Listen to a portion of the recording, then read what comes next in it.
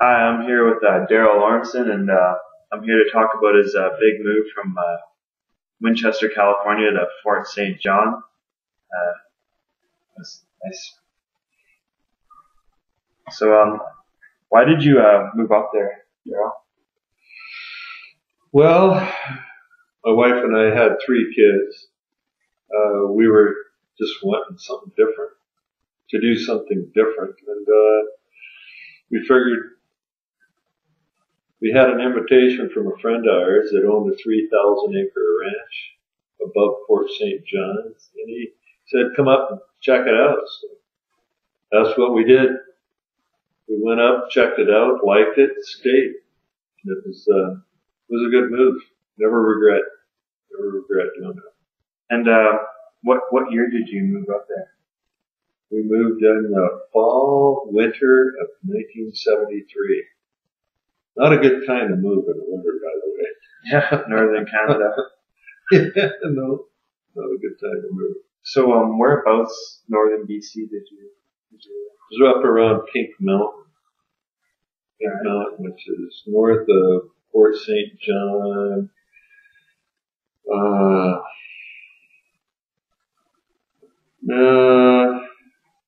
Pink Mountain is about 100 miles north of Fort St. John. So, like up north, like you have to learn how to survive, obviously, because there's less resources that are available through like buying. So, like, did you learn any skills moving up there? We learned a lot of skills. First of all, one of our main goals too was to learn how to live a simpler life rather than relying on everyone else. I get today the term preppers. I think I asked you that question before, a few minutes before we started this, what the term today is used, and it's preppers. They're preparing for whatever happens down the road where we may need to know how to do things that we don't, just in case of catastrophe. Yeah. So right out of the chute, we wanted to learn how to, I guess, be preppers. Yeah. But we found ourselves in California so reliant upon everything and everyone else that we just wanted a simpler life. So we did learn a lot of skills. We learned how to wash clothes without a washing machine. We learned how to carry water. Yeah. We learned how to cut wood. We learned how to build log houses. We learned a lot of stuff. It's like when you say wash clothes, you mean like a washboard, right? Like a washboard and a wringer. Yeah. And a hand washing machine. There's someone devised a machine called a James hand washer. I suppose his name was James. Yeah. But he devised a washing machine that you just run a handle back and forth. Yeah. And that agitates the clothes, mixes them up in the water and whatever soap you've got going on. And then there's a wringer attached to that. Run your clothes through the wringer and throw them in a big tub of fresh water.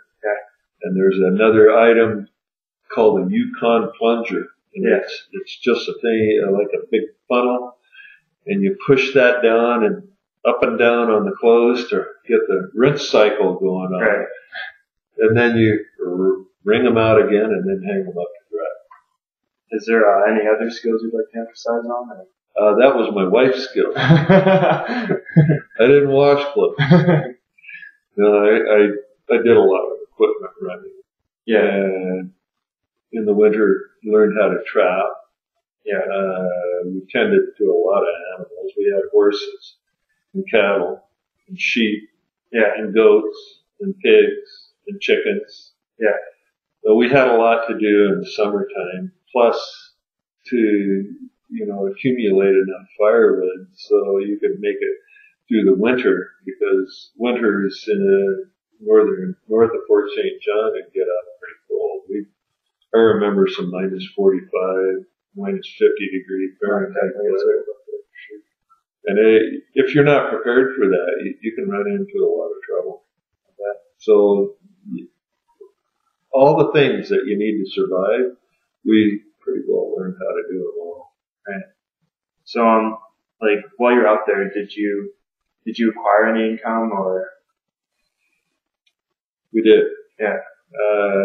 My wife would stay at the ranch with the kids. Yeah. And I would go out and usually work on the drill rigs because it was good money. Yeah. 2 weeks away and one week back, so I'd have time to do whatever needed to be done. Right. It was typically only a winter type of job for me. And then during the summer, there were so many things out there. Yeah. Summer things that had to be done that I couldn't be gone then. So. Yeah. So it's mostly a winter thing here, income. Yeah. Okay. And you could make a lot of money back then.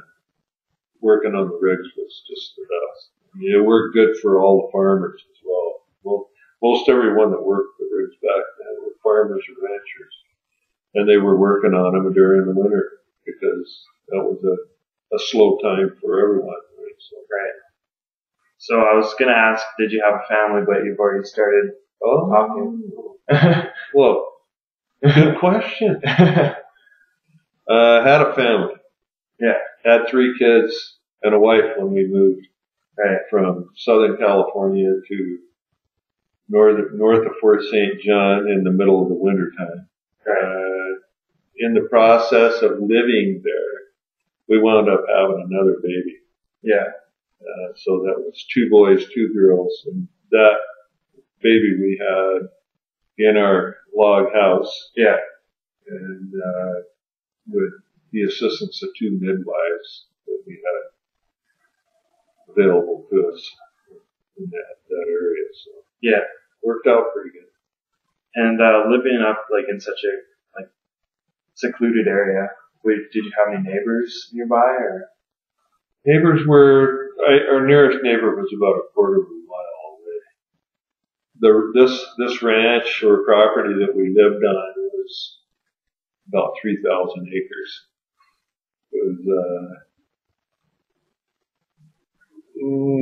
It was a pretty good spread. Provided a lot of room. And there, we weren't the only ones there, but because it's a large property and it takes a lot of work. But, it was a pretty good deal, and we were prepping. Yeah. So you're saying you lived in a log cabin? A log house. Now, did you hand build that yourself, or? I sure did. Right. It was the second one. The first one actually that I built was brand new. Yeah. Went away for the day, put a brand new stove in it, loaded it up good. So it had it nice and warm. Because we knew we'd be away for all day.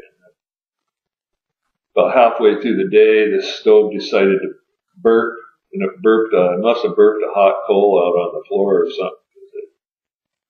I saw some strange looking smoke coming up out of the woods. Not a good sign. No, not a good sign.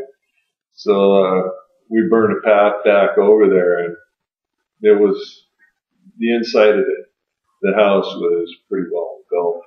And I busted a window out just so I could have a look you see inside. Yeah. No, that's not a good idea. I hadn't acquired that skill yet. So that was something that I learned at that time. Don't bust a window out of a burning house. Let all the oxygen in. Exactly. So just had to start cutting trees down in the woods around the house to prevent. Yeah, no fire truck. Right? Yeah. No fire truck, so just had to start dropping trees. And it was those trees that I dropped around that burning house that I used to build my next one. So you're not in the trees. Yeah. So you're very conservative as well. Absolutely. Yeah. I'm a green thumber, a tree hugger. That's a good thing to be up north. It is. Good thing to be everywhere. So did you just build it with logs or like your second house or? Logs and at that point, I'd taken the engine out of the car that I drove up here from California, and I put it in a truck that we needed to use. Right. I didn't need the car, I needed the truck. Yeah. So I took the engine out of the truck, or out of the car, put it in the truck. Yeah. And I didn't have any windows for the house, the log house, so I took all the glass out of the car. It was a 1964 Chevrolet station wagon with tinted glass, so there was lots and lots of glass in it. Yeah. So I used all that glass in the house, which is nice safety glass. Yeah. And I actually used the windshield for a picture window up in the top part of it. This was an A-frame cabin that I built. So it was more functional, nice watershed roof, collected a lot of water when it rained into rain barrels. So you could use it further on. Yep, use it for mostly laundry. Because I built this second house near a spring, it was a freshwater spring. Yeah. We just hauled our drinking water over to the cabin. And you were talking about earlier about like animals, like all the animals you had. We had quite a few. We had probably 50 head of range horses. Yeah. A couple Clydesdales that I used for logging. Right. Probably 20 to 30 head of cattle. 2 or 3 dozen sheep, goats, lots of chickens. Lots of work. Lots of pigs. Yeah. All animals are just, they take a lot of work, a lot of time. So summer times we're busy. Yeah. Plus you're clearing land and doing things you need to do there. So. But I mean, I guess it's rewarding in a sort of sense. Oh, it sure is. You learn a ton of stuff. Yeah. And it's not something that you can just not learn, because if you don't learn it, you're in deep weeds. Yeah. How are you supposed to take care of them? Yeah, exactly. So I didn't do too well when it comes time to fix broken critters. I don't do well with blood. And so like further on, when you guys decided to move back into Fort St. John, like what inspired you to move back into like a more modernized society? We had enough fun. Yeah. It kind of, we just made a decision that we had, our kids were getting older. There was this, we were homeschooling them and that was working pretty good, but we wanted to get them into some more, the odd time that we'd go into town, into Fort St. John, which is not a bustling metropolis. Yeah. We wound up being educated by the fact that they weren't educated about stepping out in front of an automobile, racing down the street. We'd have to yank them back. They weren't adjusted to that. So we thought, we need to get these guys attached to what's going on outside of where we are living, or they're going to run into trouble down the road. So,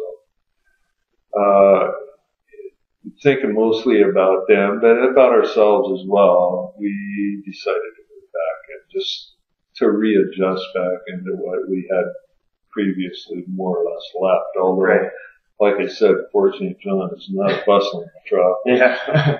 Even today, it's still pretty laid back. So, but it's a lot different than Southern California. Oh yeah, a lot different. And how did it feel moving back into something more modernized, like with power and electricity? It felt pretty darn good. Pretty darn good. It was a simple adjustment. Yeah. For us, as a mom and dad, we had already been there. Right. So it was just a matter of tempering the kids. Everything would be different for them. Right. Where it wasn't so much for us. But for the kids, it was, it was a lot more of an adjustment for them. They're just learning everything new all over again. So. Yeah, because they were quite young when you moved up there in the first place. They were, yeah. I think the youngest was only 3 or 4 months old. Right. And then the other two were 3 and 5. So they didn't really already have a concept of what like a modern society sort of looked like. Like they had a child's version. Yeah. So they didn't really know much about it. Yeah, like I said, the odd time we'd go into Fort St. John, the bus would drop us up. And, they'd learn a little bit. Yeah. It was pretty brutal. Yeah. Because they really didn't understand. Right.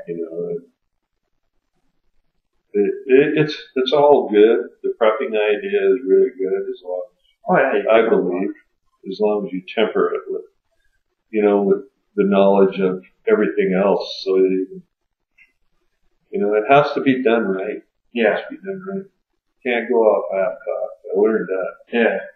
That's one of the skills I acquired. Well, I mean, like, your family's an example of, like, a self-sufficient family, like a community that was self-sufficient. I feel we could do that, yeah. It'd take some readjustment. But I honestly believe if we had to go live in the bushes, yeah, we could go live in the bushes. Yeah. No, I wouldn't have. My children are grown now. Yeah. So for me to try and drag them back out there, they might not agree. I don't think that'd work. I don't think I'd drag my wife back out the bushes actually. So, yeah. Hey, well, that's all the questions I had for you today, and you did a really good job. Hey, well, thanks. Thank you. Thanks.